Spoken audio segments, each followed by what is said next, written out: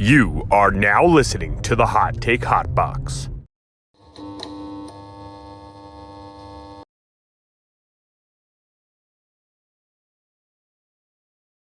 Welcome to the Shoulder Strikes MMA Podcast. You are now listening to the Hot Take Hot Box. Welcome to the Shoulder Strikes MMA Podcast. You are now listening to the Hot Take Hot Box. Ladies and gentlemen, Shoulder Strikes MMA Podcast, brought to you by the Hot Take Hot Box, fresh off of a UFC 290, but we are not actually that fresh. We are here to talk about UFC Vegas 77, I believe. Have a tough time always keeping track of these numbers. A lot of different publications tell you different numbers. I'm going with 77 because I have 76 in the book before it.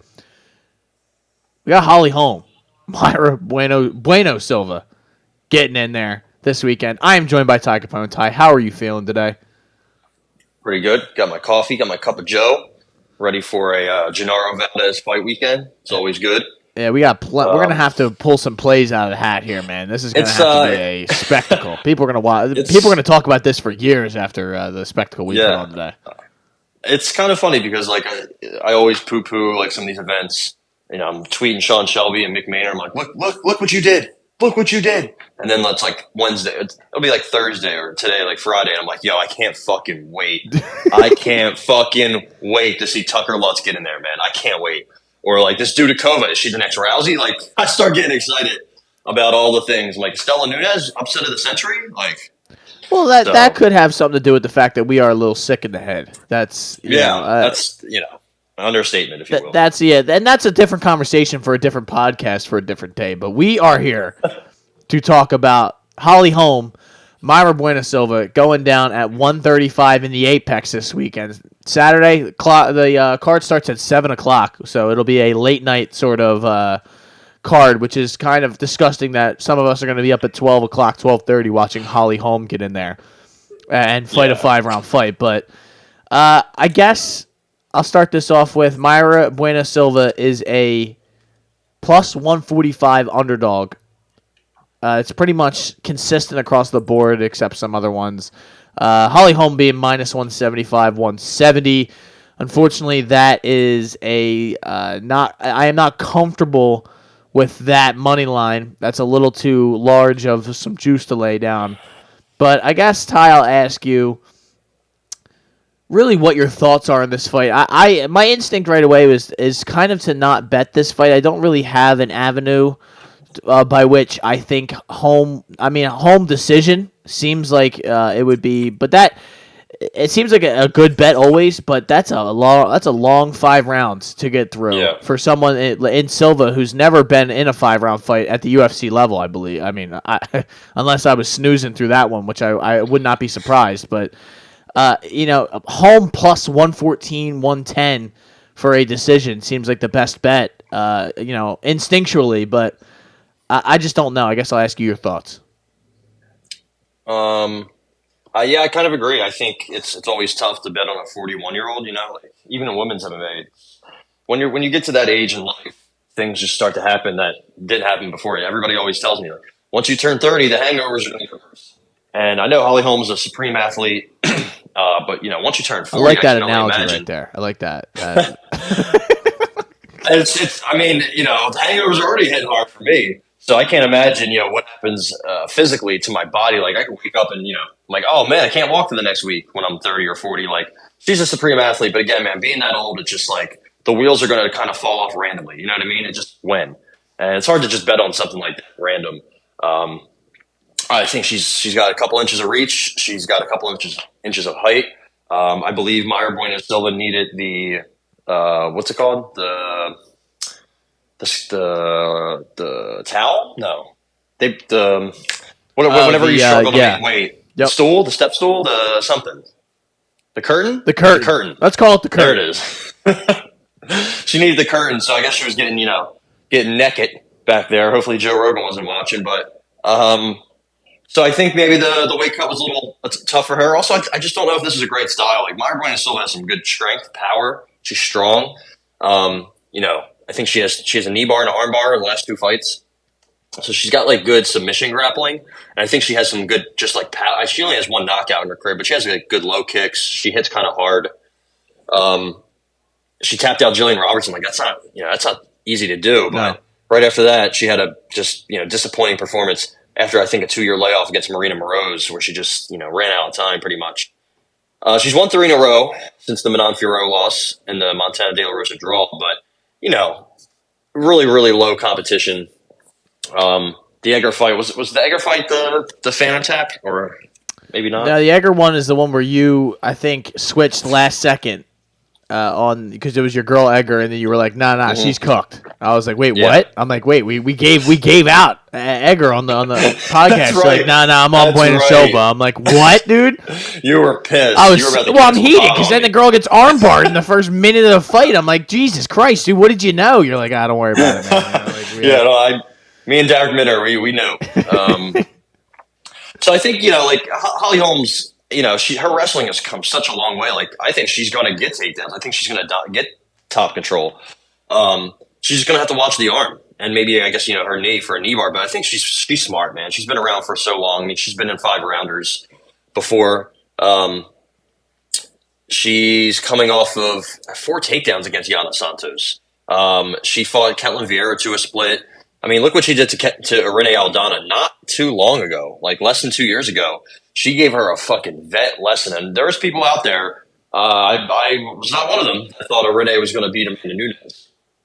And that just, it just wasn't going to happen.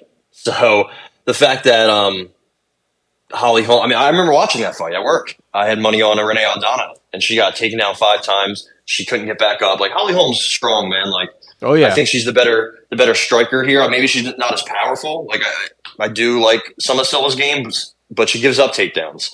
And I've seen her gas out in 3-round fights. Like how is she going to do it in a 5-round fight? Tough weight cut. I think there's a lot of things stacking up against her. Maybe she could get like a late finish or catch her in something. It's definitely possible. But I got Holly Holm. I think she wins the decision. Ooh. I think honestly, there's a chance Holly could finish her late. If Mayra just kind of gives up, but it's not. I don't think that's something I want to necessarily bet on. I don't think Holly Holmes. When's the last time she got a finish? Was it? I can. Yeah, it was Betch Kohea. Yeah, and 2017. We know the deal about Betch Kohea. She was pointing at the roof while that was happening. So. I don't think she's going to get the finish, but I could see round 4, round 5. Like this is a kind of weird. This is like a meme card. Like, I could see a lot of late finishes from a lot of people who just gas out. There seems like a lot of frauds in this card. I mean, oh yeah, just be honest. So yeah, I think it's kind of simple, but it's also not. I mean, I know the fighter who's about 10 years younger wins 67% of the time, so that's something to look out for, I guess. Anytime you bet on somebody old, they could just wake up and be cooked. So. I might just include Holly in like a parlay. I'm not too sure though. I have no play on this. My play would be Holly by decision, but even then, that's like you said, 25 minutes. It's a long wait for a bet. When you're going to be just against the girl who's never, like you said, like gasses out in 3-round fights, and then you don't. I will tell you, folks, that I love this plus 400 number on Inside the Distance, if that's an accurate number. Because I'm seeing that for on, Holly? Bet 365 right now, plus 400. So if you can get that for Holly, Silva's less than that at plus 350. So it's Damn. I mean, the decision bet seems like the sound bet because it's favorited way. It's the lowest odds of any of them. I just don't. I'm with you though. I don't think I want to play this. I don't want anything to do with this. I like Holly Holm as a parlay piece at that minus 180, maybe with something else on this card that you can find that's a little bit more of a solid sound bet. But I mean, if you're I'm going to tell you, I think Holly wins. I don't trust her to finish it, and I don't trust Mayra Bueno Silva to stay upright for 25 minutes. So I'm going to stay away. I think it's the smart thing. This is something where if you're a DraftKings or a FanDuel or Prize Picks player, I would look at Holly Holm's takedowns. I think she's going to get a couple for sure. I think she might get like 4 or 5. If it's a 5-rounder, maybe 6, like maybe more than that. Her wrestling's really gotten a lot better since she started not making out, training with John Jones. Of course, they don't. Christ, come on, man. I'm just saying. But no, she has. I mean, she's at 41 and her wrestling's getting better. Like making improvements that late in your career, especially when you were literally in a different sport. That's impressive. That's impressive, honestly. If she's gearing up for that Ronda Rousey comeback, I'm here for it. So yeah, I don't know. I hear people saying that that's not a thing, but it kind of seems like it might be a thing. I keep hearing like Chelsea Chandler saying that she's coming back at 45. I'm like, how does Chelsea Chandler have the scoop on this? What does Chelsea Chandler know? Let's be honest. I don't really know who she is or why she even said anything like that. But so also the 145 division's dead, as we know. But listen, if Ronda came back and they were like, you know what, we're going to put her in there against Macy Chasson, don't you think people would that would sell just because it's Ronda Rousey, right? Absolutely. Like it doesn't.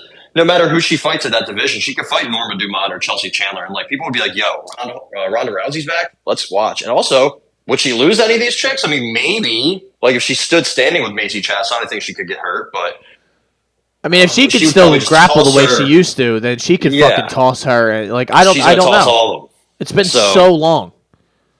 And I don't know why she would want to do that, though. But, I mean, maybe she's just bored.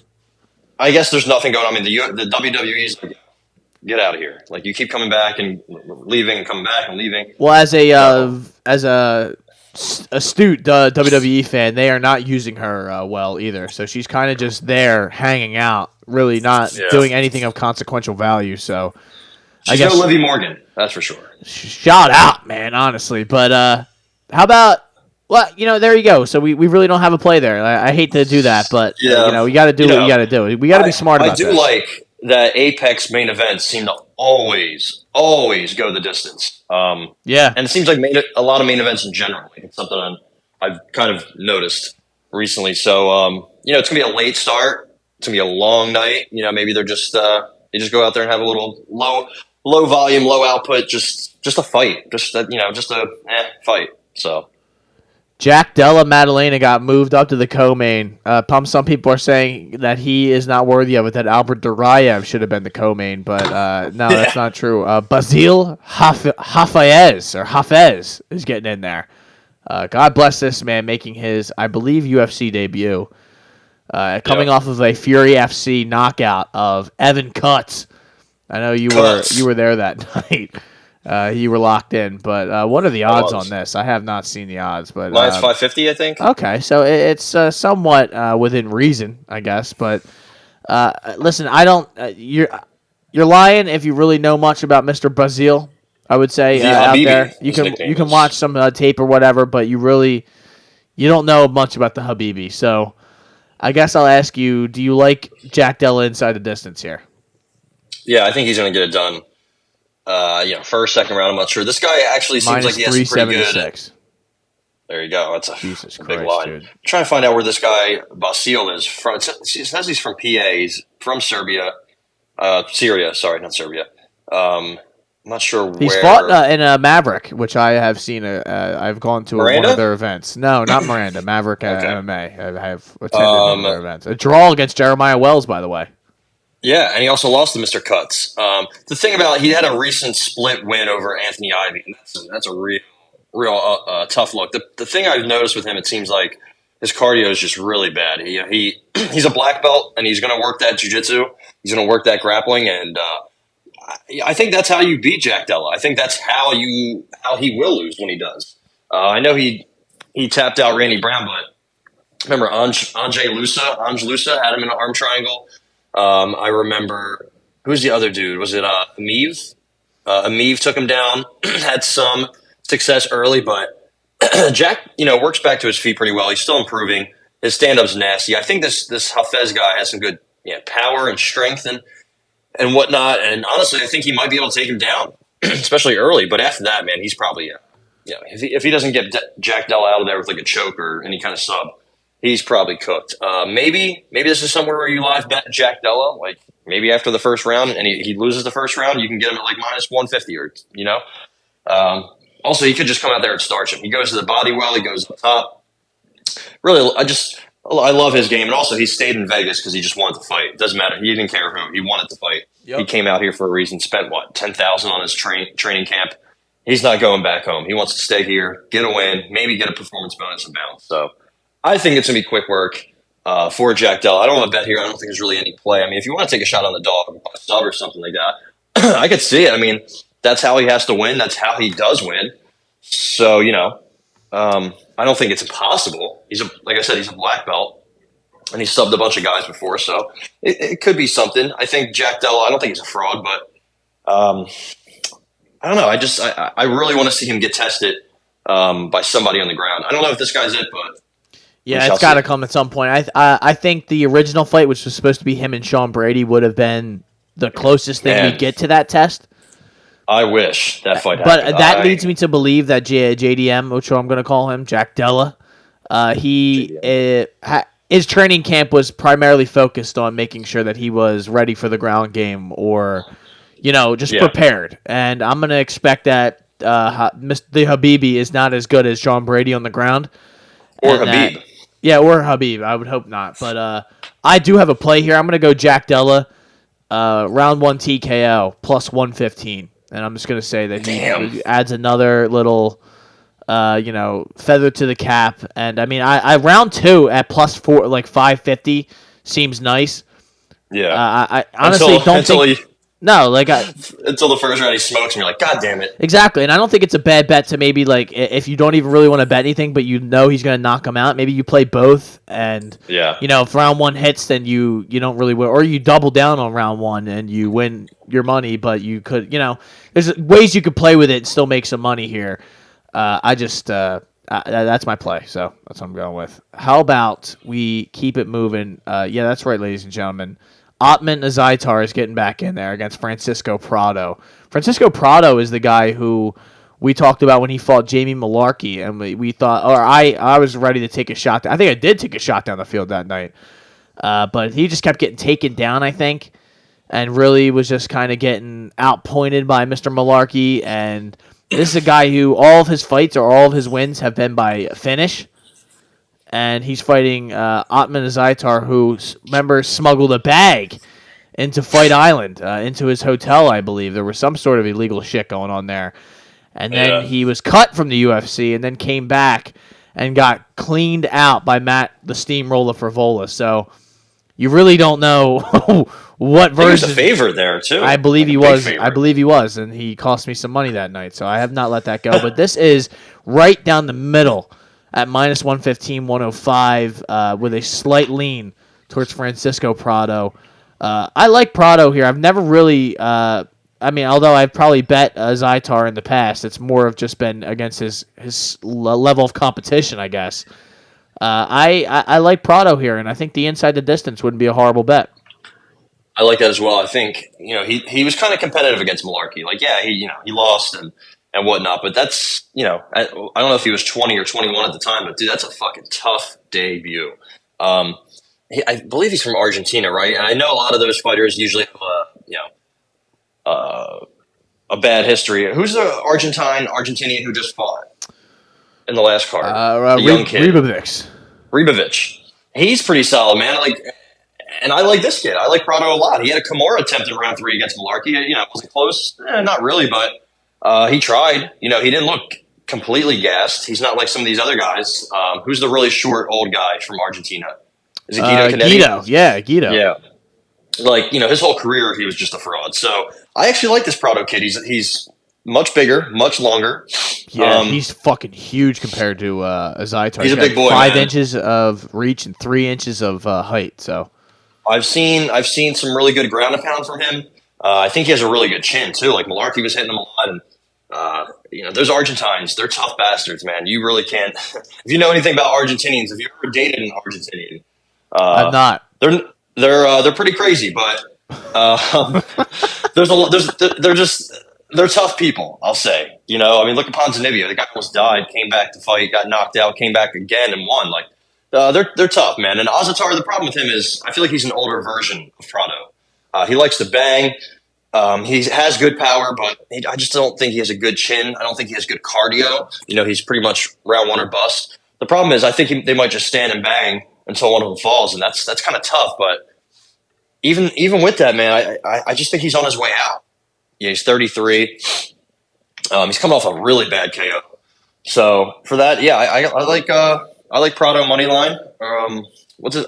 Actually, no. What's his inside the distance? Plus I think 135. Yeah, I think we should take that. So I'm going to go Prado inside the distance. I think he knocks him out. I'm not too sure about the ground game of each guy, but I don't think that's going to really take place unless one of them gets dropped, which should happen. So give me Prado TKO. That's the official pick. Are you putting it on the card? Yes, I am. TKO. Oh boy, here we go. We'll just do inside the distance, just to be sure. Plus 250 on the TKO though, for the record. So. Yeah, I don't like that disparity. He pulls out a triangle armbar. No, where did that come from? You're right though. Like that in that Malarkey fight, he was pulling shit out where I was like, whoa! Like that he was trying to throw triangles up. He had that Kimura locked in, and he almost he was reversing. He has more subs than KOs. For what that's worth. I know it's on the Samurai Fight House, but I mean, look at the guys he's fought: 13-3 before he came to the UFC, 6-0, 8-2. Like, not world beaters, but it's not 0-0, 2-2, 0-8. So better than Alaska Fighting Championships. That's for sure. There's definitely some levels to this. So Albert Duraev, Jun-Young Park getting in there. What do we have? Turtle. How do we have odds wise here? We have the Iron Turtle is as a crazy name. I love that though. Minus 160, 150 for the Iron Turtle. Albert Duraev is plus 125, 135. I'm trying to remember what was Jun-Young Park's last thing out. He was a win against Tululin.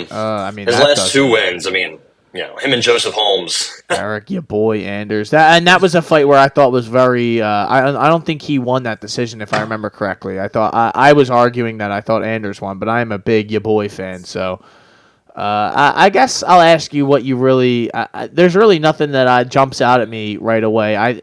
Duraev is a tough one to get behind. He's got a sick Tapology pick, so that always kind of sways me a little bit with him just standing in front of a fucking Mercedes. But yeah, the win against Chitty, he went through the fire there a little bit. He got his eye shut against Joaquin Buckley. The win against Kopylov, which is not a horrible win, but that's pretty much it for your UFC. And then a lot of fights in ACB against guys who. At the very least, have a lot of fights. So, you really don't know what to think here. I guess I'll ask you what your thoughts are. I kind of like the under here. I like under 2.5 plus money. I could see this going the distance. I think that's probably going to be. It's probably going to be what Duraev wants to do is just wrestle and kind of do what he did to Chidi here. But I think Park's a tougher test than Chidi. I think Duraev is a pretty good starter. But his cardio, he just fades every fight, man. I really loved his fight against Roman Kopylov, but he got dropped. He also got dropped twice against Buckley. He gets hit, he gets hurt. He doesn't really have a good chin. He's pretty much like the definition of the Russian coast style, in my opinion. He'll be winning a round and then he'll just stall, or he'll be winning a round and then he'll just give it up. I think honestly he probably should be at 170. He might be a little bit bigger here than Park. He's also got a couple years of age on him, and I think he's much less experienced. I don't know. I remember John. Do you remember Jun Young Park fought John Phillips? He landed 10 significant strikes and 260 total strikes. So very wide array of striking there. He's coming off 2 wins against 2 really bad fighters, and he beat Eric Anders in a fight where he got taken down a couple times. So. I don't know, man. It seems like 2 very inconsistent fighters, in my opinion. I do like Park more. I don't trust. I don't trust either guy. This is like a middleweight fight where I just, when do we ever trust guys in the middleweight division? It's really rare. So for that, I'm gonna pass. I think I might play Park here. I really don't know. I'm trying to figure out who's gonna have the wrestling advantage or who's gonna win the wrestling exchanges, especially if it gets out of the first round. I still like the under, though. I don't know, man. I think I'm going to go under 2.5 plus 115. I think I like that. You taking it? Yeah. Park has a couple subs in a row. Duraev is going to try to pretty much do that. I mean, he on the Contender Series, he got a neck crank. He didn't go the whole distance against Buckley. So, yeah, I like the under 2.5. All right. How about I have nothing for the record. I everything you said, I don't trust either one of these guys. I'll probably play something because I'm just a degenerate, but I don't. I mean, I don't really like. I mean, maybe Duraev might have. I mean, you would think he's Russian, so he probably would have the grappling advantage. But like you said, like he fades so radically, and Jung Young Park comes on towards the end of these fights if he survives these grappling exchanges. So I probably lean Park, but I just don't know how he wins, or maybe this is a parlay piece of some sort. But I don't even trust that. So I'm staying away. Norma Dumont, wow, friend of the podcast, our girl. She has not called in a while. That's been unfortunate, but she's training. I had to move the phone for all of you hardcore fans. I had to move the phone out of my room because she would call all the time during the podcast, which was unfortunate. We wanted to talk to her, but she speaks Portuguese. We don't speak Portuguese, and our boy the translator had other stuff to do. So Norma Dumont 9-2 against Chelsea Chandler, who has the inside scoop on all Ronda Rousey news and things of that nature, which is interesting. Very interesting if you think about it, but Chelsea Chandler's only plus 120 here against a Norma Dumont who's minus 145. I don't even remember Chelsea Chandler's UFC fight against she fought Stoliarenko. JSP, man. So she got taken down, she got mounted. Jesus Christ. Quickly, and then Julia Stoliarenko, she went for the armbar, and what happens is when she gets it, she wins. When she doesn't get it, she loses. And Chelsea Chandler treated her appropriately, got her out of there, which I think is, I like seeing that. However, she's 32. I think her stand-up is very sloppy. I think she might be bigger and stronger than Norma, which is kind of surprising because Norma's a pretty big girl herself. Like she has a big lower body, if you will. The same age, getting taken down and mounted by JSP really, I can't believe we're calling her that still. Really drives me crazy. She is mean though. I'll give that to Chelsea Chandler. She is mean. She's from Stockton, 209 stand up. So I think she's not going to just like Norma Dumont will let her foot off the gas and be like, kind of coast. I don't think Chelsea Chandler will do that. The problem is I think Norma's just much better striking wise. And I think honestly she could probably get the takedown, get takedowns. I think she could also get taken down herself. When she fought Macy Chaston, she got taken down 6 times. But she lands takedowns at a decent clip. Her accuracy is not great, but about 1.16 per fight, per 15, I believe. Her takedown defense is solid. Her striking ratio is pretty good. Her striking defense is good. It just, most of her fights are what? Boring. That's pretty much what she is. I mean, she couldn't get Danielle Wolf out of there, and that chick was, one of the lowest level signings ever. The chick was like 40, and she was like 4-0. So we can't sign Cedric Doumbé, but we can sign Danielle Wolf. Make it make sense. Also, the thing with Dumont, I feel like she's been dropped, wobbled, hit hard. Like I don't think she has a good chin, really. Like she looks like she has some quit in her, but I don't know, man. I think she might get out wrestled and out hustled here, but I really think this fight's kind of for her. I know she's a little. I don't know who's going to really bite down on their mouthpiece and win the minutes, win the third round if it's a close fight. I really just don't know. So I'm going to pass. I want to take Norma. I really do, but I've been fucked by Norma before. Not literally. Wow. So I wish, but it's tough. It's really tough to trust her.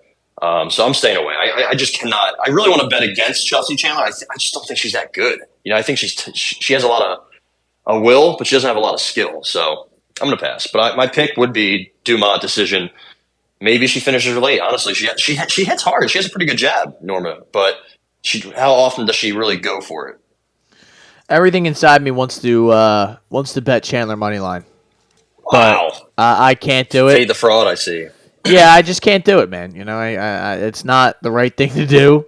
It's not the smart thing to do. And stay away, bro. Yeah, I'm staying away, man. I just got to do what I got to do. So we keep it moving, ladies and gentlemen. As you guys can tell, there's a lot of no plays from me and Ty here. Yeah. We are almost through the main card, and we only have 2 plays each, which is we should tell you people that stay away from a lot of this shit, man, because there's a lot of we don't know what's going to happen going on here, and I mean we really never know what's going to happen, but I don't even have a feeling about either one of these girls. Like I don't know what version of Norma Dumont's gonna have. We don't know enough about Chelsea Chandler, like you said. Like who is gonna win these minutes? Norma lets shit happen in fights, but like you said, Chelsea Chandler got mounted by a much smaller, Julia JSP Stoliarenko. So Yeah. What are you going to do?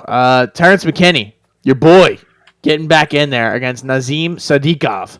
What was the last time we saw Sadikov? He got in there and he had a big win, I'm pretty sure, right? Against Evan Elder. Right? Yeah. Where he was losing. He was losing. And got real lucky with that knee. Yeah, he cut that motherfucker bad, man. That was bad. That was a brutal one, man. But I also had money on him that fight. I was like, damn, okay, I'll take a late stoppage in a fight we were losing. Yeah, Sadikov's the favorite here. I guess this is a perfect opportunity for you to hammer your boy here. Yeah, I really want to, and I think the thing I want to the play I want to make is McKinney by sub. The problem is he's just so hard to really get a gauge. Last fight against Bonfim, he kind of he didn't do what he usually does necessarily. It went to the second round, but he didn't look good still. So it's I really don't know. I really don't know with him. So and then you have Sadikov, I don't know. I like a little bit of what he does, but like we said, he was losing to Evan Elder. He did go to the third round on the Contender Series against that guy. You can't be losing to Evan Elder, man. No, he has and it looks like he has a lot of late finishes, which I kind of like, but also kind of don't like. It shows me that he's not getting these guys out of there as quick as he should. He trains with Matt Favola, which is kind of ironic. Given McKinney sparked him in 1 second. He has a combat sambo background. Sadikov does good left hand. He has some good things to him. And I think when he lost his first fight, it was his first pro fight and it was his only loss. I think he throws spinny stuff a lot. I think what happened in that fight, he threw one, got caught, got choked out. You do that here against Terrence McKinney. He's got good strength, good power. He's a good athlete. I think Sadikov's a big boy himself. I think he can stuff some takedowns, but I don't know, man. McKinney's going to give you hell early on. I just don't know. I really don't know what kind of McKinney's going to show up. We know what he wants to do, but he just has some of that, Devontae Smith, Kama Worthy. Who else? Who else is just a quick starter that just dies after that? Anybody, really. He really has one of the worst gas tanks. He's like I said before, he could beat Conor McGregor in the first minute or two. And after that, he can probably lose to, CM Punk. So, oh, my God. I don't know what we're going to get from him. The variance really drives me crazy. I really want to take him. I feel like it's a minor market overcorrection here. I don't know, man. I really don't know. Do I trust the Black Wolf? Probably not. So I think I'm going to probably can't play the under here because that's probably juiced through the roof. So I'm going to pass. I have a couple dogs that I kind of feel confident-ish in. So I'm going to pass on McKinney. I really want to take him. But I think there's a chance he just gets sparked early also. I mean, he doesn't have a good chin. He doesn't have good striking defense in general. So, and it's possible that these guys, like you said, folds up. Like this Sadikov just brings it to him. And he just has no response for it. We've seen that from McKinney a few times. Like you said, he comes out strong, and then he just kind of withers away. And it's happened a lot in his fights in recent memory, and he's been finished a lot too. So it's he's got 4 TKO losses and 1 sub loss. So it's you think he's a live dog in the sub department? I do. I'm not gonna bet it because I just there's so much variance in this fight. Yeah, there's so much variance. If it was a little higher, I would take it, but that's I'm gonna pick him to win by rear naked choke because that's my boy. He's been training with Kevin Holland, so I don't know if that's necessarily going to help his cardio or wrestling. 2 weaknesses that he has are also 2 weaknesses of Kevin Holland, but we'll see. I think we'll see. That's all I'm going to say. I think this is going to be a good fight to watch if you like action, if you like McKinney. But I'm going to pass. I'm going to bet McKinney money line. I just think I need to get back in the action, man. I can't sit here and just watch this whole card slip by and not have plays. So this is one of those where I kind of just got to play something, man. I like it, and I got to live with it. I got to live with the results, man. So that is the main card for this. I keep it moving, ladies and gentlemen. To if this page would reload, there you go. Tucker Lutz, like you said, a Tucker Lutz fight weekend against Melsik Bogdasarian at 145. Bogdasarian, when was the last time we saw him? It was a loss, I believe, to Josh Kulabau, who rear naked choked him, kind of just punked him on, if I remember correctly. Yeah. I think I had Bogdasarian. Yeah. It was like, I think Bogdasarian was doing well, and then, like, I think he clipped Kulabau or something along those lines, and then kind of just, like, I remember just being so mad at Melsick because he just did some dumb shit and just kind of got himself He does caught. that. Yeah. It seems like... Also, this is the battle of the guns. I think Tucker Lutz is Top Gun, and Melsick is The Gun. That's their nickname. Well, so I'll take The Gun over the Top Gun, but we got minus 160 for Bogdasarian, minus 152, plus 135, 123 for Tucker Lutz. I guess I lean Bogdasarian. I have faded Tucker Lutz so many times. I just am never impressed by anything. I mean, getting guillotined by Daniel Pineda is nuts. That's insane. The Pat Sabatini loss. It seems like every time he gets out here, he's getting worse at these days. And his wins in the UFC are not great. Or his win. Yeah. I mean, it's technically a win because I don't count the Contender Series, really. Contender Series. Where he went the distance. Also, with once Aguilar. on my birthday. He fought Chase Gibson on my birthday. Shout out to me. Shout out. Gerard Blackledge, he got taken down a couple times. The problem is, I think after the Sabatini fight, he took a long time off. Fought Pineda. Pineda's he's a tough fight for guys. Maybe not as much anymore. He's getting older after the PED suspensions. But still, he has all of his fights. I think all his wins, I should say, are finishes. I don't know, man. These are two untrustworthy guys. Like Melsick's strong. He's quick. He has that kickboxing background. I think he's 9-2 as a kickboxer. But man, I've just been disappointed by him multiple times. Like when he fought that Bruno Souza guy. Like that Bruno Souza guy stinks, and he kind of slowed down. He slows down in every fight. Honestly, like every single one. He started off decent against Kulabau, and then was just cooked after that. The Colin Anglin fight. He got taken down. He didn't look great against Colin Anglin. We feel about Colin Anglin. And then his Contender Series fight, that guy wasn't good. I don't know. This is another one where I'm like, fuck, man, who do I trust? The guy I can't trust or the guy I really can't trust? I do think Lutz has some good cardio. I think that could be this is a guy who comes on late in Lutz against a guy who starts early in Melsick. So it's like, what do I do with that? Do I bet Lutz now? Do I bet him after the first round? Do I bet Melsick in the first round? Because I think Melsick could finish him early. He's got good kicks. He's quick. I don't know, man. Yeah, I mean, this is kind of just like a stay away from. It really just screams stay away. It's too many of them. That's what I'm doing. Yeah, and I probably am too. I lean Bogdasarian. I'd love to take a TKO or something along those lines to kind of just, I don't know, get some action, I guess. But TKO plus 260, 200 is nice. I mean, he's not going to sub him more than likely, so it's basically just hoping that he cleans him out. And I'd probably play that at my private life, but I will not put that on the card, unfortunately, because I don't trust him to not get taken down or get subbed by Tucker Lutz. I don't know. You know what? I'm going to take it. What are you taking? I'm taking Bogdasarian TKO plus 265. All right, I'm going to take Tucker Lutz money line. Wow. All right, let's go. Heads up. I think let's spice it up. We're kind of getting through a lull right here. Let's spice it up here. And then when Melsick wins by decision, we're both like, great. Yeah, we're like, okay, everybody loses. This is why we stay away from this. We always say that, though. It's like whatever whatever we don't think, we both have different sides. It's the house always wins, man, because they just cash the fuck out. I wish I lived in that house. Yeah, fuck sure. Yeah, man. This is the hardest name to ever spell. Bogdasarian. No, it's not. Come on. Well, I mean, come on. I'm writing it down right now, freehand, bro. It's a little difficult. All right, let's keep it moving, ladies and gentlemen. Where are we at here? Where are we at? We got Estella. Oh, my goodness. Against a Russian, just looks like a fucking Terminator.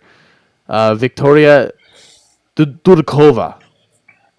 Is that whoa, what'd you just press? Yeah. You just pressed some button over there, bro. I heard that. No, that's Discord. I don't know what's going on. I got to mute. But yeah. No, Estela Nunes 6-4, man, against Victoria Dudikova. This seems like on the surface a setup to kind of introduce the public to Miss Dudikova. Last time we saw Estela, she was getting ground and pounded by Yasmin Jauregui, who we know this weekend just got eviscerated. She also was rear naked choked by Ariane Carnelossi. So doesn't seem like Estela is really at this level. Right? Is that not a crazy thing to say? I think she just has some glaring holes, and I think cardio is one. Like she was doing well against Carnelossi, but couldn't stop the takedowns. She knocked down Yasmin early, but then got knocked down twice. So it's like she was doing well against Sam Hughes, and then she wasn't. It's very. This fight is very reminiscent to me of the Luana Carolina and the Ivana Petrovic fight. I really don't think this Dudikova chick's that good. I also was coming into this fight thinking she was much bigger than Estela Nunes, and she's not. She's got 1 inch of height, 1 inch of reach. She's 6 years younger. Her striking isn't bad, and her wrestling isn't bad. But it's not good. I don't think she's really that well rounded. I will say that when she fought that chick Mayra Silva, who's pretty solid on the contender series, she didn't get a finish, but she blew out her knee in like the second round. I think she was still getting takedowns after that. That's the problem here. Is she going to get is Estela really just going to let her take her down? She probably will get taken down. Her takedown defense, 53%. It's a really tough matchup for her. But I also think she won that Sam Hughes fight. Went back and rewatched it. I thought she won 2 rounds. But she has a really good Muay Thai background. She hits hard, man. She just slows down. She just, her takedown defense and her cardio is an issue. And she doesn't have a win in the UFC yet. I think this is going to be it. I think she's going to beat Miss Dudikova. I don't think Dudikova's that good. I don't think she's ready. Again, 6-0, very unimpressive, uninspiring record, and just catalog of fights. I'm going to take Estela Nunes. I'm going to take a shot on her. She's not going to win a decision, right? So give me Estela Nunes plus 475 KO. Are you kidding me? No. That might be one of the most disgusting bets you've had on this show. Are you fucking what is wrong with you? Hey, relax. You know what? You're getting plus 650 on FanDuel right now, way above all the other ones. So turn me up. Bovada can blow me. I think she's gonna hurt her early. Come on, man. I think she is. I think she's the better striker. Are you fucking serious? I'm taking Dudikova sub plus. What do we got here? 245. That's probably a good line. Honestly, that's probably how she wins. Is she going to win a decision? She could win a decision against Nunes, but you got to figure at some point she's going to have she's going to have a chance to just grab some kind of submission, right? A chick that doesn't defend takedowns well and gashes out. Yeah, it's a pretty good mix for, a rear naked choke or armbar. But we'll see. I'm not that impressed with Victoria Dudikova, and not to say Estela Nunes is some world beater. She hasn't beat anybody in the UFC, but she has a couple knockdowns. She's pretty much outstruck most of the women she's fought. She hits hard, but again, man, that takedown defense is it's uninspiring. But she starts quick too. That's the thing. I'm hoping she starts quick like she did against Yasmin, and doesn't let the fight get extended. She's 6-4, so she's not that experienced, just like Dudikova. This is going to be a really just sloppy flyweight fight. However, give me Mini Nunes in the first, KO, wrap it up. No, this isn't the Mini Nunes. No. Yeah, but that Mini Nunes is actually not the Mini Nunes. She's just tiny and throws nukes, and I miss that. I want to see her get back in there. But we're going to see her again. Austin Lingo. I know you were saying at one time that he could contend with Volkanovski for the GOAT title at featherweight, but Mr. Costa, who I am not going to attempt to say this guy's first name, Melchizedek Costa is getting in there. What do we have odds-wise here? I think Melk's minus 220. Let's see. Yeah, Melk is minus 220. Minus 225, 240. Plus 180, 200 for Mr. Lingo. Last time, what did we see from Costa last time? He had a loss to Thiago Moises. I remember that. Was that on short notice? Yeah. right? Yeah, I don't think it was up a weight class, but it definitely was short Moises notice. was supposed to fight Guram Kudladze, and he dropped out. So then Costa stepped in on, I don't exactly know, but I know it was not a full camp. Mr. Lingo, though, he's had a couple of fights, it seems like, in the UFC. A loss to Nate Landwehr, a win against Luis Saldana, a win against Jacob Kilburn. Youssef Zalal, that's not a good look on the sheet. Yeah. But I don't like anything to do with this. I'm hoping you can convince me to take something here. Yeah, I don't know, man. I think Melk is the reasonable favorite. I think he's a good parlay piece. You know, the Moises fight is pretty much a throwaway, in my opinion. Also, that was up a weight class on short notice. So, yeah, I think he's got good clinch knees, good flying knees. Seems like he really likes throwing those. Mixes it up a little bit. He's pretty well-rounded. I feel like his fight IQ is kind of a concern. If you've watched any of his other fights before the UFC, I mean, he has how many losses? 6, right? And he's only 26. 2 subs, 3 decisions, 1 KO. So he just kind of gives fights away, it seems like. You know, he loses position. Just young thing. I know he's fought a lot, but still inexperienced, still 26, like I said. Austin Lingo, he is bigger and longer than Austin Lingo.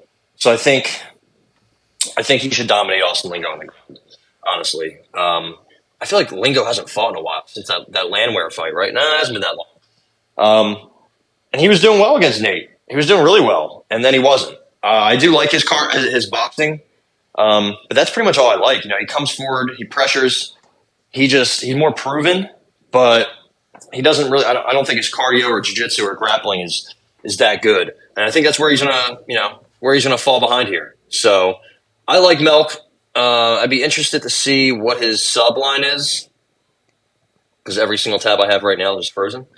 Yeah, that's always a tough situation here when you're trying to find something on the spot. We got submission plus 550, plus 380, 500. So it seems like the 380 number is the more. But FanDuel's got 500, look, so I like that. I think it's a good look. I know he all his wins are spread out almost evenly by TKO, decision, and sub. So this is probably one more to stay away.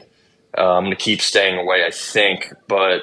You know, I keep looking at what we have left on the card. I'm like, I don't think there's really anything else I want to play. So, yeah, I'm going to stay away. I don't know what to really think of Melk. He's only fought once, and it was just kind of, again, a throwaway fight. So we'll see what he does here. This will be a really good test to see what kind of fighter he is. But I would be surprised if he, gets taught a bit of a vet lesson if he can't get the takedowns. But he should be able to. I don't think Austin Lingo's takedown defense is good. I don't think his cardio is good. So I got Melk sub. That's the official pick. I'm gonna go. Yeah, I'll go Melk. I'll go Melk sub, and I'll put it on the card. Costa sub plus 500. Like Zalal, when Zalal was just taking down Lingo at will, and had a couple sub attempts. Yeah, that's not a great look, like you said. Yeah, I just like you said, I kind of need something to play here. I'm kind of throwing dart. This is a card where you lose money on, so you're really smart to just go and do whatever you're going to do on a given Saturday evening. But if you're going to bet this card, then you need some shit. You need some ammo and some shit to play. So a nice Costa sub early in the night would feed families. Some people would say. So Genaro Valdez, I know you are a big fan of Mr. Genaro. He is getting in there against Evan Elder, the formerly mentioned Evan Elder. Are you a big fan of Evan Elder? I think so. He's minus 300 again in this fight against Genaro Valdez, who is plus 240 right away. I don't like anything here. Evan Elder, like you said, was winning that fight against Sadikov before the nasty cut. And, a loss to Preston Parsons, who you have said is the next Conor McGregor, which I understand, but... I think he is. No, I mean, he's got 9 submissions, but he survived that, so... I think he was up a weight class on short notice. That's always tough, man. No, 100%. 100%. So, I think he's probably bigger than the Genaro Valdez. The thing about Genaro Valdez is, I think me or you on the right day could drop him, knock him down a little bit, hurt him, wobble him. He got dropped how many times? 4, 5, 6 against Matt Frivola? That was bad. He just got in 3 minutes. Yep. You get knocked down once per minute in a fight. That's just not a good look, man. That's Johnny Walker-esque. Speaking of Johnny Walker, his brother is out of his debut fight. I know. Oh, sad. no. Volcon or Volton or whatever the fuck the guy's name was? Volcano. No. Yeah, he's out of his fight, and I forget who, but somebody not good replaced him. Nice. So, it's always good. It's who the fuck was it? Because he was supposed to fight Mr. Usman, right? Mr. Big Usman. Jesus. Yeah, it's Jake Collier, so big difference there. From I mean, we're going to Jake Collier and Mo Usman there. It's going to look like two different just athletes in two different sports. But, yeah, I mean, look at Genaro Valdez's strikes absorbed per minute. We're almost at 8. That's not good, needless to say. No. Not good. Not good at all. I think he's definitely kill or be killed. I think he could, go out there and push a pace and maybe land some strikes on Evan Elder. But Evan Elder hits hard. He has good counters. He has good kicks. It seems like he has good cardio from what I've seen. Pretty well-rounded. Trains at low kill cliff. I just think he's kind of like a low upside fighter. Like, I don't know, this is a big price tag. So I don't know what the upside is. Yeah. I really just don't think Genaro Valdez is any good, man. Like, I know he's got a tough Mexican spirit, this and that, but like, who did he fight ever? Before he came to UFC, nobody. Dude, Natan Levy was rocking him, and Natan Levy doesn't have good striking at all.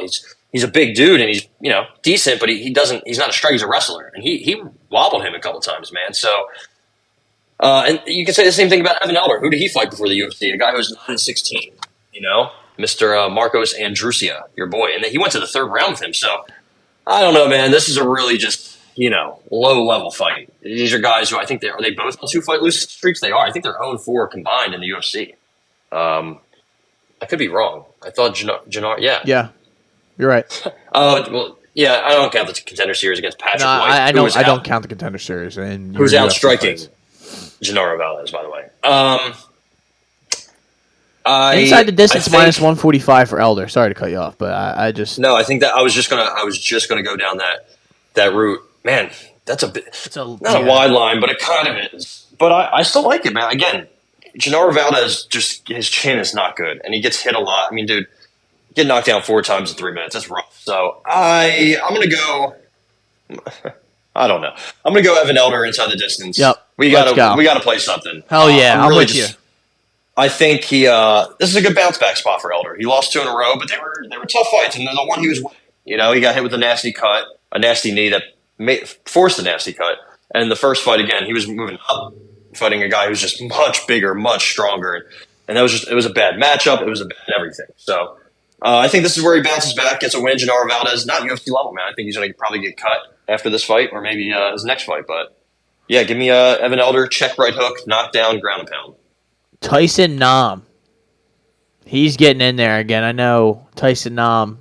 Everyone, a fan favorite. No, I'm just in all seriousness. He's coming off of a brutal. He got finished by Bruno Silva, so that was not a good look. But I believe this gentleman is making his UFC debut, right? Azat Kazaka. Kazak. Maxim. There's a lot of K's going on here. There's a lot of shit going on here. But he's from Kazakhstan. Hello. He's from Kazakhstan. His last fight was in January. Oh la la! But so he is. I don't know much about this gentleman. This is a 125 fight. I would assume he's probably the favorite. Yeah, he's. I think a big favorite. I think he's one of the biggest favorites. Minus 400. Yeah, so that seems he's second favorite behind Jack Della. So he fights a lot in octagon with a C, not octagon with a K. Oh shit. I don't know. It looks like some of the guys he's fought, like going off their records, everybody that he's fought recently has a winning record. So 8-0, 12-6, 8-4, 12-3, 7-3, 5-0, 5-1, 6-0. Like that's pretty cool to see. You don't really see that often, especially when you're getting a European fella. And Tyson Nam's like what, 40? 39, man. I don't know about Mr. Nam. The thing about him is he hits hard, great power. Pretty quick. He's just low output, durability, age concerns, and if you look at his wins, like what are his wins? Ode Osborne, I think if they run it back, he could probably lose. He caught him with a good shot. Jerome Rivera, I mean, come on now, give me a break. Your boy This was honestly probably the worst fighter in UFC history. It has to be. Given all the circumstances, Zaruk Adashev came into the UFC with like a 2-1 record. Okay? And he got sparked out of there in like 30 seconds by Tyson Nam. So He's 4-4 now. 4-4. Cedric Doumbé, the killer from France, couldn't fight in the UFC, but this guy could multiple times. Ryan Benoit. I mean, Remember Ryan Benoit? no, I don't want to. Jerome Rivera. Who just got flatlined at BKFC, by the way, by John Dodson. So I forgot about that's fucking awful. This Moxham guy. I mean, we just don't know much about him, right? So it looks like he has pretty good power. I think what he wants to do is take this to the ground, and I think he should be able to do that easily. I'm trying to see what his inside the distance is, just because Minus 115. Yeah, I'm probably just gonna stay away. I mean, this is a flyweight fight. Tyson Nam's won fights that he shouldn't have won. He's old. This guy's making his debut. There's a lot of things I don't really know here, so I'm gonna stay away from that. But I'd probably take Azat to get a sub. I'm going to take Azat inside the distance minus 115. I already had it written down, so it was Locked in, baby. ready to go when you said that. I don't trust Tyson Nam. He was an easy out in the last time. I didn't really know much about Bruno Silva then either. You know, I mean, I knew enough that he was going to get him out of there. And Azat is undefeated. He has fought 16 times. Like he's, and like you said, you named some of the records of people that he's fought. They're not horrible. So it's, I don't know. I just don't like, other than Tyson Nam catching him, which could happen in any fight. He's just counting on that, and then he kind of fades as the fight goes on. His ways of winning are very slim and short. So give me the UFC up and comer Azat. I don't like betting guys making their debut, but this seems like another one. I just bet Dudakova in the other one, but it seems like they're setting a couple people up here to kind of showcase them a little bit. So yeah, Mini Nunes. Carl Deaton III. Here we go. This is what we came here to see. Carl Deaton getting in there against Alex Munoz. Now, Carl Deaton, I believe, was a late replacement in a Joe Selecki fight, who I don't remember who Selecki was supposed to fight that card. I think it was Benoit, if I'm not mistaken, but it was somebody, right? Hey, listen, going from Benoit to Carl Deaton, that's one of the best things that's ever happened to Joe Selecki, honestly. It was Benoit, and then it just wound up being Carl Deaton the next weekend. And Carl Deaton just got backpacked and subbed at the end of that. I don't know much about Alex Munoz, to be honest. Alex Munoz, oh, that's right, he fought Luis Pena. That was a while ago, though. Okay, so he hasn't fought in a while. He got robbed. He also fought Nick Newell on the Contender Series. Now I remember that. He was the douchebag that was fighting the guy with one hand, man. I mean, have some respect. Let him win. No, I didn't even knock him out. Yeah, I'm just kidding. Justin Gaethje, when he fought Nick Newell, was like, yo, I don't care how many arms you have. Yeah, bro, like I'm trying to fucking clean you out. But Munoz is a favorite here at minus 200 against Carl Deaton. We really didn't learn much about Carl Deaton in that first fight against Joe Selecki. He really was ever in a position of strength. I guess I ask you, what do you like anything here? I mean, I really, this seems unbettable. Yeah, I think you said unpettable. I was like, we're not petting. I don't think Carl Deaton's that good. Munoz is bigger, longer. They're the same age. Carl Deaton fought, I think, at 145 in the PFL a couple times. He dropped that dude Flores that he lost to when he fought. Who else did he fight? He lost to that dude Jonas Flock, who in Big John's MMA, where he just got shout out laid on. His last wins came against Antoine Blossingame, 7-8. Justin James, your boy, 16-8. Star Roberts, 5-26. So I mean, this guy has beaten up bums pretty much his whole career. I guess he had a no contest with Chepe back in the day. I don't know what happened with that. Maybe somebody tested positive for something. I just don't think this guy's very good. He's not. It seems like he's decent at everything, but he's not really good at anything. He's like a submission grappler, but he can't really wrestle. He's dropped a couple guys, but his striking's not good. I really like Alex Munoz here. I know it's been a while since he's fought, but I also think he was robbed against Luis Pena. I just watched that fight. He won the first 2 rounds for sure. And when he fought Nasrat, it was just kind of a tough stylistic matchup, if you will. Before that, he had a couple good fights on the contender series or the regional scene against some decent fighters, Nick Newell, Troy Lampson, just decent guys. Oklahoma State wrestler, two-time high school state champ, and he's the wrestling coach at Team Alpha Male. He has some decent boxing. I've seen, he clipped Luis Pena a little bit, and he's fought some decent strikers, right? So I just think he has the advantage everywhere. I don't know how he doesn't win this fight.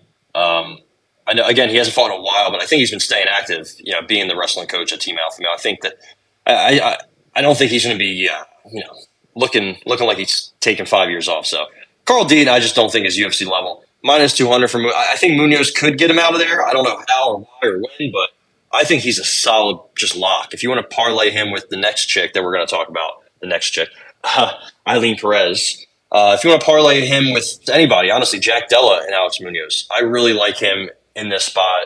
I know it's minus 200, so it seems like it's unbettable, like you said, which it probably is, especially given that we don't really know anything about either guy, right? 2 years off for him, and then Carl Deaton, a late notice fight. So the variance in this fight could be wide. Give me Alex Munoz by however he wants. It could be a decision.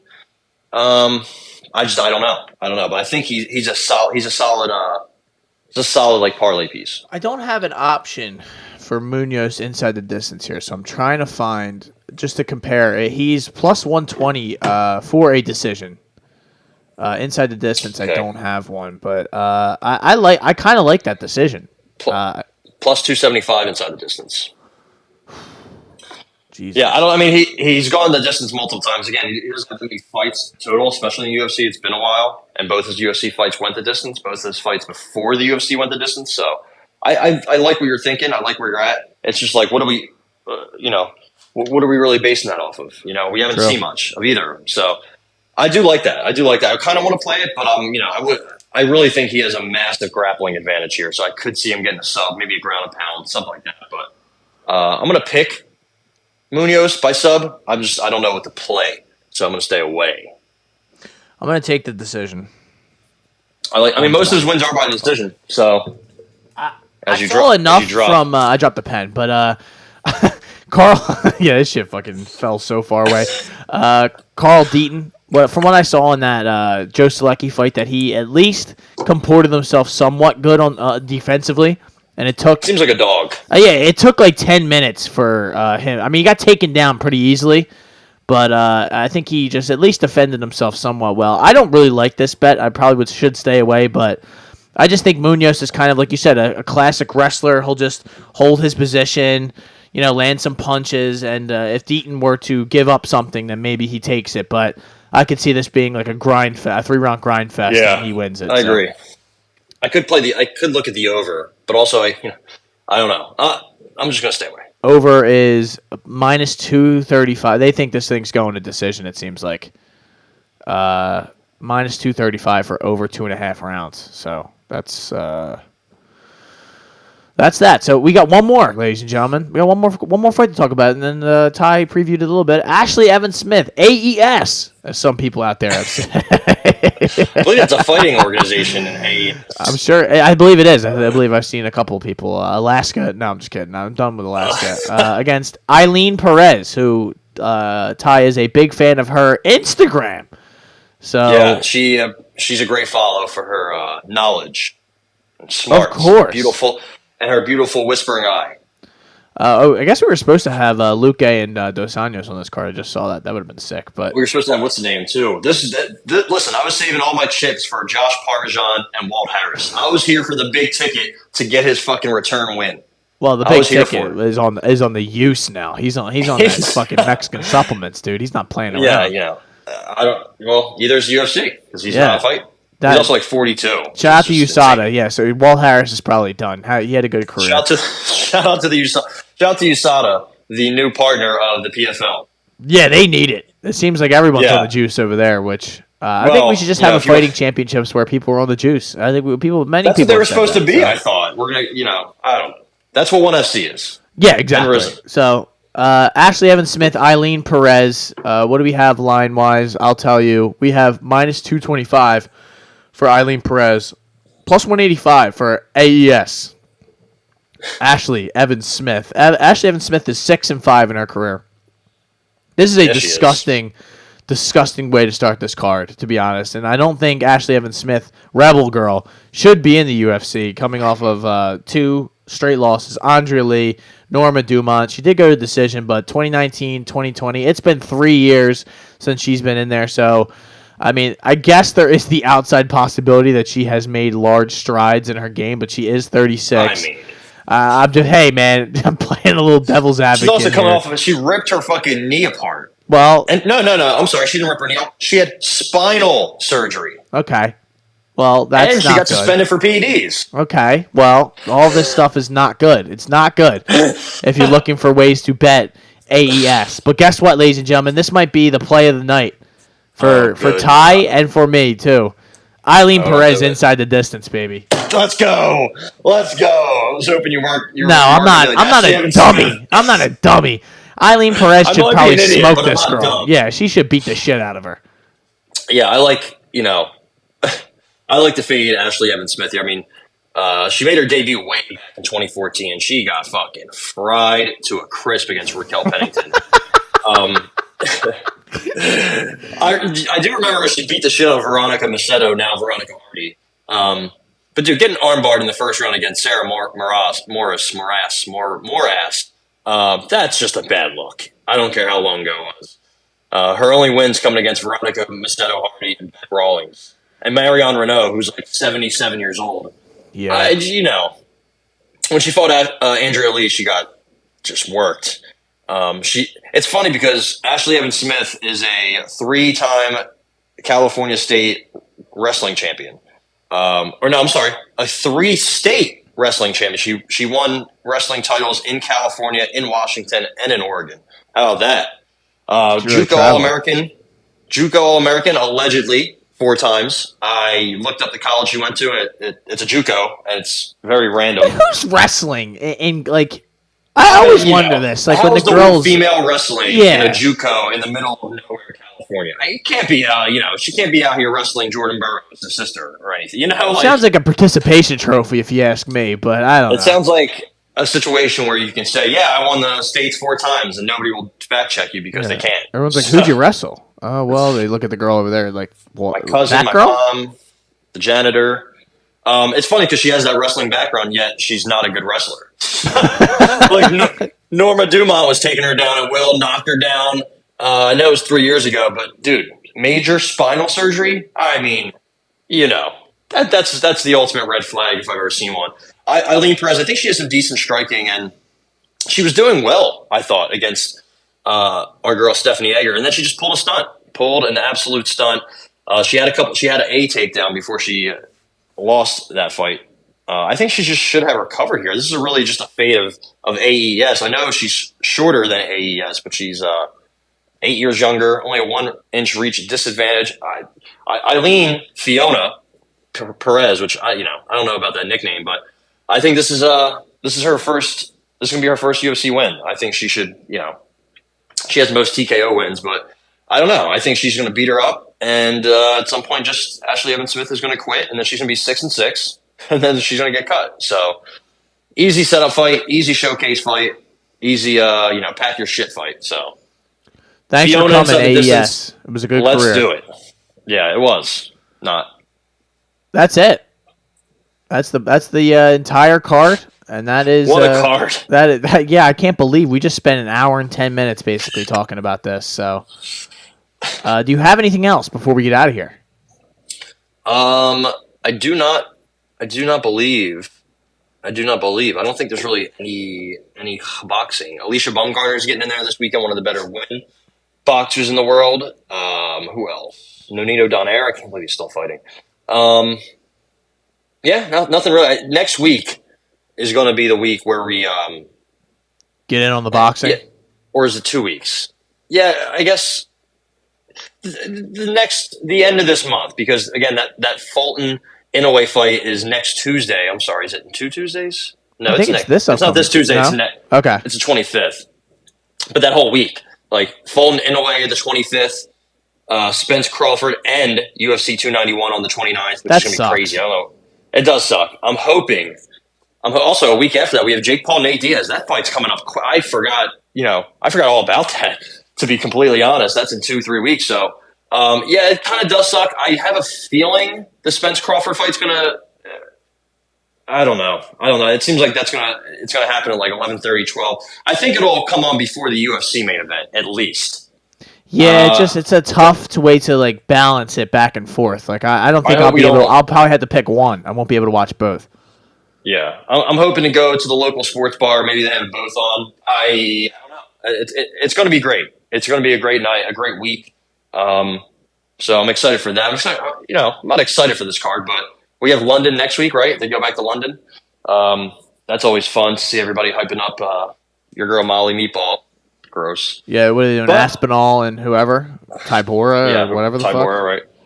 So yeah, nothing really this weekend-ish, but it's kind of a slow build towards the end of this month where it's going to be just awesome, and hopefully the whole end of the year. We're going to get some good fights. Well, that is the Shoulder Strikes MMA podcast. I have 10 plays. You have 6 plays. So we have plenty of ammo and action going on Saturday night. Enjoy the card. Enjoy your weekend, ladies and gentlemen. And this has been the Shoulder Strikes MMA podcast. My name is Matt McSweeney. I am Cy Capone. And as always, make sure you flush twice. You are now listening to the Hot Take Hot Box.